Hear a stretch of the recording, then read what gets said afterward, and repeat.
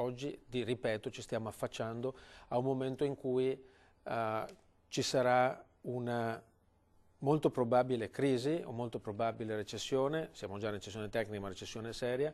una contrazione dei mercati e dei consumi, quindi è un momento in cui c'è bisogno del dialogo, perché come abbiamo detto, guardate che siamo in difficoltà, rischia di peggiorare, stiamo peggiorando, mettiamo anche che noi non avessimo avuto ragione,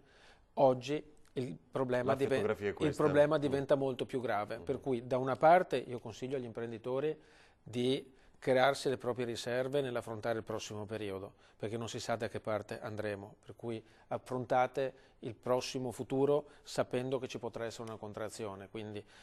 quando voi sceglierete i vostri investimenti, quando voi sceglierete l'atteggiamento da prendere verso dove e come investire il vostro denaro, tenete conto di questa possibilità, non rischiate troppo. Dall'altra parte diciamo al governo è il momento di fare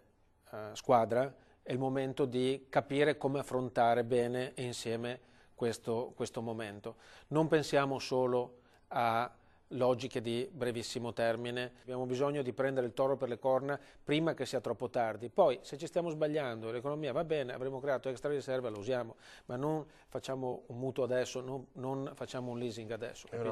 È un appello forte da lei agli altri imprenditori. Ma non sto andando contro a qualcuno, io sto chiedendo, sto tendendo la mano e dicendo per favore cerchiamo di anticipare una situazione che se l'anticipiamo